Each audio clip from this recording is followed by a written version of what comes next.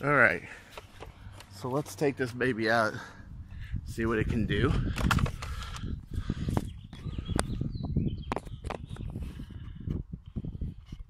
I haven't taken Big Blue out for a while, especially since I did the new revisions. Much more solid priming. Much more solid priming, which is the main thing I did with the new revision 3.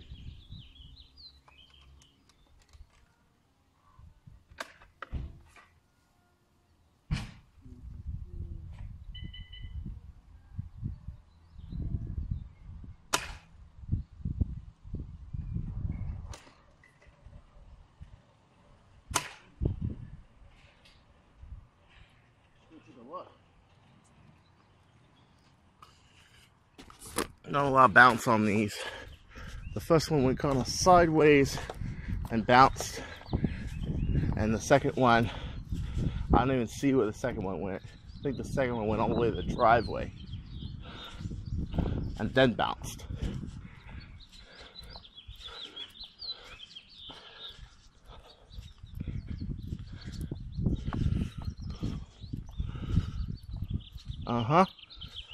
Yep, I didn't even see it bounce on the tarmac. Anything that clears that driveway is at least 205 feet. And I was aiming level with the scope, sighted, zeroed in. Oh yeah. So the first one right here, it wind kind of took it, bounced here, and it kind of boom, boom, boom, boom here. And the second one, I did not even see. Okay, so just short of 200. Yeah.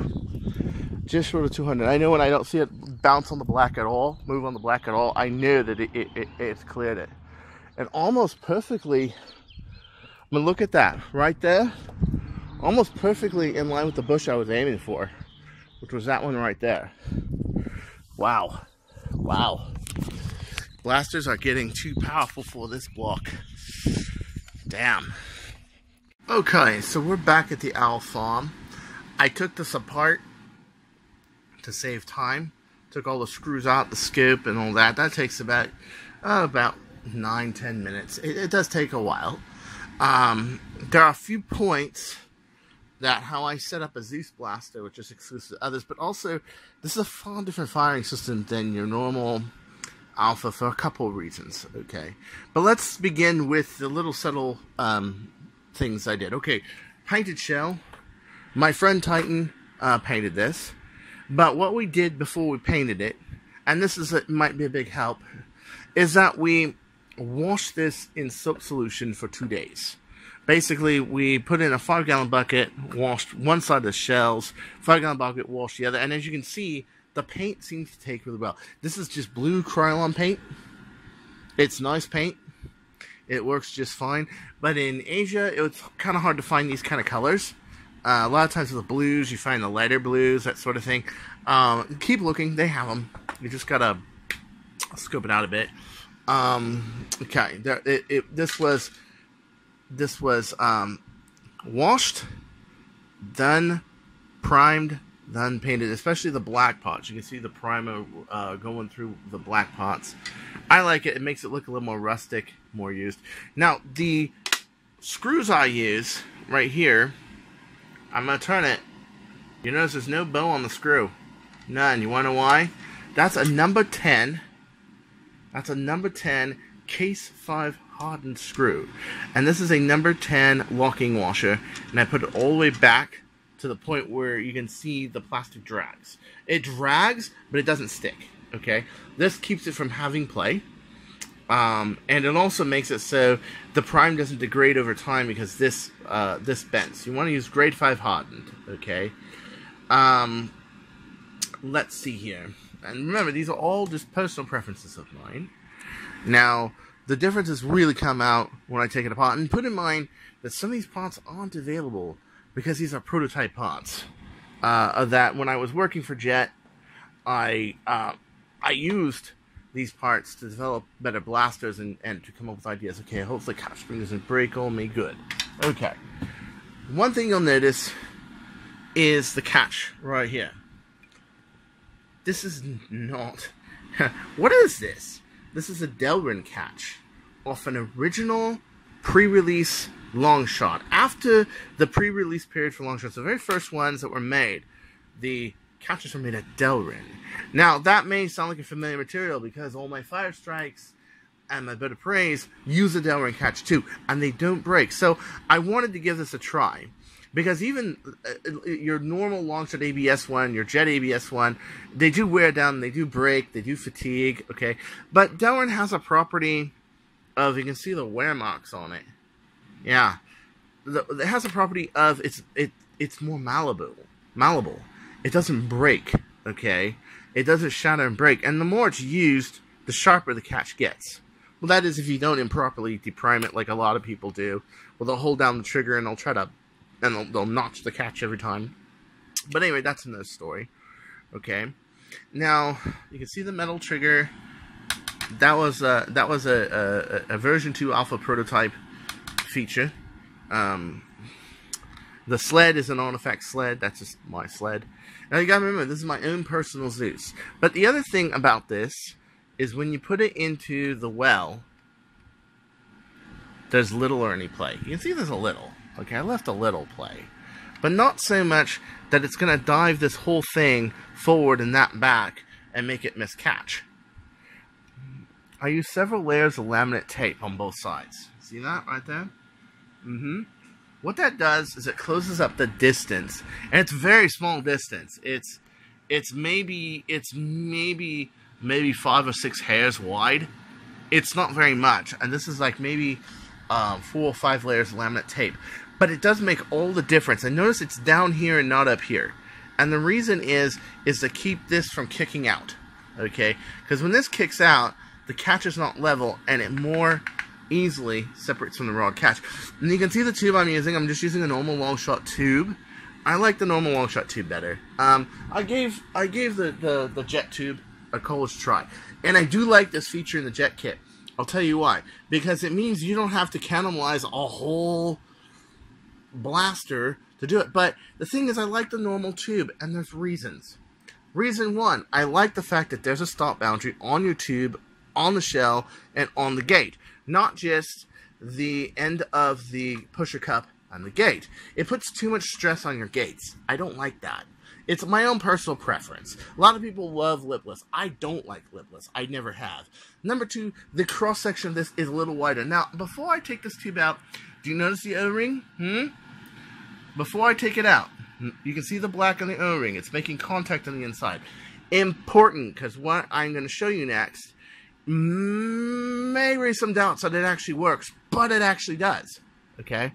This is a normal turf spring, catch spring, and it is compressed on the center, so you can see how much is there.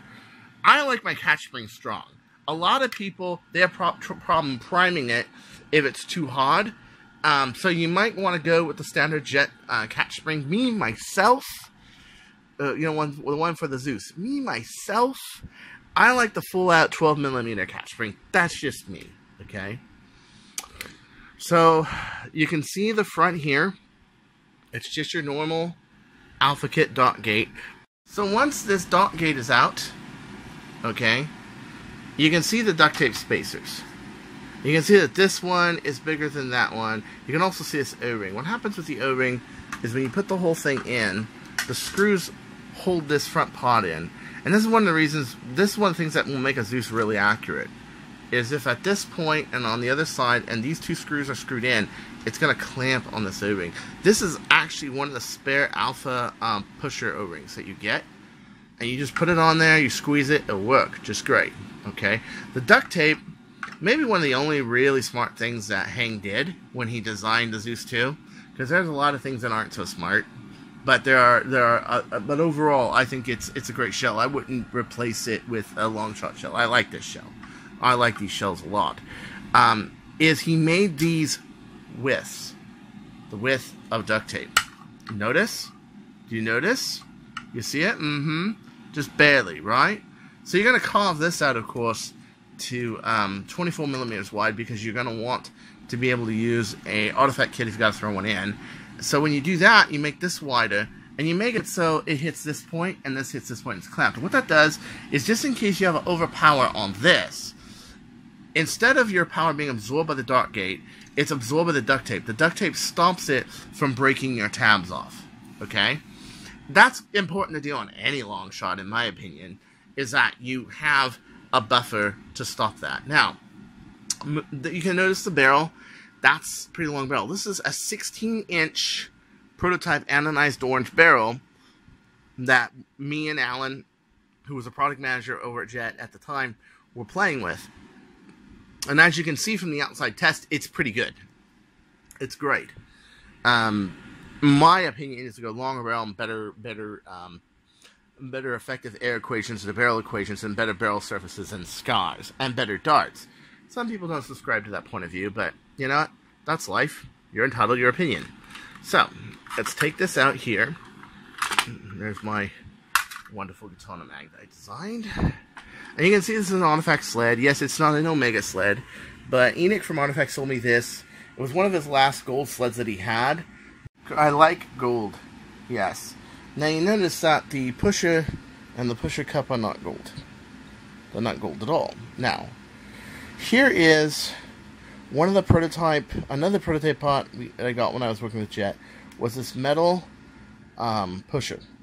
The metal alpha pusher, it actually didn't come back from the machinist correctly, and I ended up having to sand and file this to get it to work properly. But you can see it's quite custom because I was playing with a couple of designs, a couple ideas, including these air things right here. But this is bounded and glued just like the normal version 1 alpha, where all I had was the breech and the dot gate and some brass, and that was it. Okay, this basically right here was part of a gift that Hang gave me when I was at first Singapore conference. It's an Explorer pusher cup. And what I did was I made the Explorer pusher cup with a piece of 3/16 stainless with grooves on the inside. You would glue the inside of these grooves, and then on the inside of that tube, on the inside of it, which also cuts down dead space by quite a bit, I also grooved that. So the glue would interlock here, and on this it's doing the same thing. So next, for the part you may not believe, okay, you see that O-ring? You can see it all the way through, right? Okay, I'm going to take this out, and you might not believe me. There's a single 18.5 turf in there. Oh, look at that. That is an alpha pusher cup. That's an alpha pusher. Same O-ring, same everything. I have padding on the front. Yes, I do. But, look at that. That's right, and I have an alpha gate. So the alpha gate fits right into your standard Longshot. This fits right into there. You can put some Teflon tape under your normal alpha pusher and make it fit in there. So guess what? This means that an alpha pusher will work in a normal Longshot. Yes, it will. And it will work great. You just saw it out there. That's right. But as you can see, it's just stock. Other than this right here, to keep it from compressing too much, and to keep it from hitting, and also for spacing reasons, I have some padding, but that's it. So now let's take a look at this assembly right here. Yep, you got it. There's an Explorer pusher cup. It's funnel. You have to remember that back when we first started, we were partnered with Explorer. And so it was no big deal doing this. Okay? And what happened was, we wanted to test the alpha breech, but we didn't have any way of binding it. Since we all know that this is an Audi on the rings, and the Explorer ones are innies. So this meant that to fit it on an Explorer pusher cup and to try it out, I had to come up with a way to interlock a tube into there and into there. Well, it worked. The thing that broke on it, because it was a prototype plastic part, was eventually this part broke. But it broke like after the second generation prototype, and the second generation prototype was the production one, broke. And mine actually didn't break. Mine actually stayed intact. I'm even throwing 26K on it. Now, let me explain something to you. Okay? Yes, metal is stronger.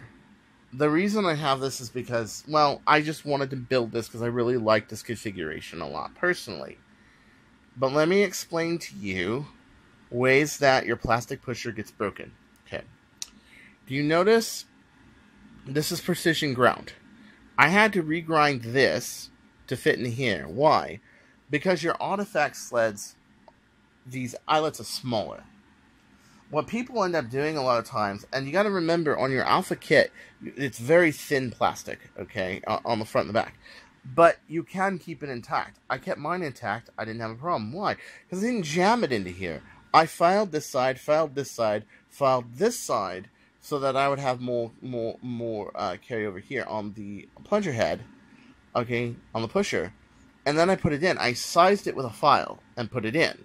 I didn't cram it in there, jam it in there, because as soon as you break plastic, and the same is true for fatiguing metal, fiberglass, or any other material, it's going to break. And we have a lot of force here, fellas.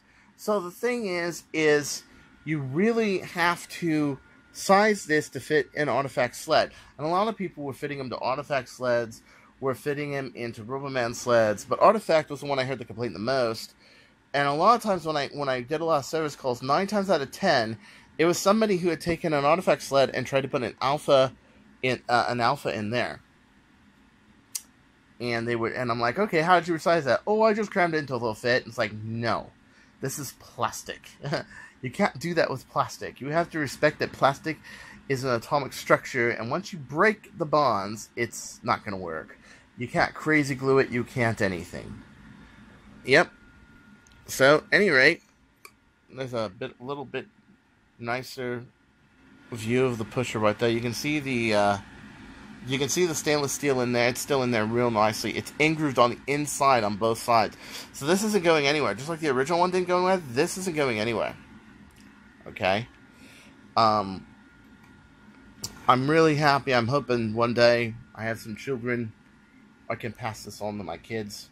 It's a one-of-a-kind, one-of-a-kind alpha kit prototype.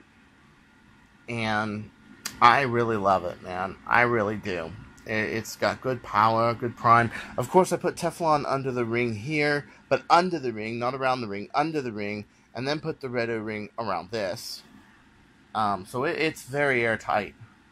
It's quite nice. Okay, so once you have it together, okay, then you want to basically make sure this isn't too tight. Put in mind that this screw does not have a limiter. Not only the one that I use, which doesn't come with a Zeus, but also the one that comes with a Zeus does not have a limiter. So you don't want to over tighten this, but you also don't want to make it too loose. You can see this up here because I don't have this bound yet. We're going to fix that in a second. First thing you want to do when you get it back together, I want to put the stock. Oh, the stock, by the way, there's a piece of styrofoam here. What this does is it keeps you from janking around when you're playing. It acts as a really nice buffer. See? It doesn't have that. It doesn't have that sound to it anymore. Okay? Want to make sure you can prime the damn thing. You can notice the prime's a little harder because this is still open. Make sure it holds, and yeah. Look at that. Look at that seal that it gets. Isn't that amazing? It was really interesting when we designed this blaster, and and when we designed this kit, that originally this is what the speed seal looked like. It wasn't a speed seal at all. It was flat, and we were going to go flat head to flat plunger tube, where this is flat head to taper. I invented a speed seal, and even though this worked, even if it was loose, we made the claim that it was going to be airtight. So my boss was like, okay, how do we make it airtight? And I said, you know what, one time my friend, he custom CNC'd a plunger head, and it actually looked a lot like this, and I said, what I did is I said, give me a weekend with it. Okay, so he gave me the plunger head, and I took it and I filed it all the way curved, and I gave it a little bit of an angle. Let me show you what it looked like when I was done. I'll show you with one of my prototype heads. Okay? It looked like this. In other words, it was tapered, and then it ramped off, so it had, if you can see that, so it didn't have a backstop. It just kept going up. Well, we made one with a backstop, but we kept this taper. Okay? And that's how we made the speed seal. This is a modified speed seal head by the way, with some epoxy reinforcement. By the way, even though this was 3D printed out PLA, even under the hardest conditions, it never breaks. This is going in my next bird of prey, actually. It never breaks. So, what we came up with was that. Now, this is taper and taper. Taper tube. Taper, taper plunger head. Oh, it's so nice. Now, what about this up here? Now, you notice I keep these 3 screws out. But the screws I put in are these 2 front ones, this one, especially if you're having trigger or catch flex problems, use this one, and this one, okay? And then these 2 in the back. Never go without the catch screws, ever. Don't do it, okay? The ones for the catch spring are the most important screws on the whole blaster, in my opinion. So what I do is really simple, and I'm going to have to recite this now, thanks a bunch, but that's okay, I had to do the video. What I do is I take a Bushnell B-style scoop or a couple of the Explorer sights. But you know, the Explorer sights aren't as accurate as the B-style scope. So it's got a 16-inch barrel. It really should... It is nearly a proper sniper blaster. So I really should... yeah. What do I call proper sniper blaster? Well, pretty much. It's not single shot. I don't even call it a sniper. I don't even call my own Chronomag really a sniper blaster. A Longshot is really more like your field M14 rifle. It's got the power, it's got the range, it's got the carry. It's fairly accurate, but it's not as accurate as a blaster can be. Well, that's like going to war with an M1 Garrett or an M14, really. It's not an infantry close-end combat flywheel blaster. It's for the riflemen. And the people that use these blasters are skilled modders, okay? Skilled players. Players like Titan, like, you know, Gavin from Gavin Fuzzy. Players like Alex Kong, CG. CG's my favorite player of all time. That guy is just, he literally has a 2-liter motorcycle engine tuned to his heart. I think his heart and his whole body is powered by a motorcycle engine. He's just so fucking fast. I can name a lot of really good players. Ice9 from Schoon League. That guy can play with anything, okay? But you'll notice the majority of your players that really play really good close-end and far-end combat use a Longshot or a Longshot derivative like a Zeus. This is Chris Cartaya showing off his one-of-a-kind Revision 3 Zeus Alpha, and don't you go changing, or I'll find you.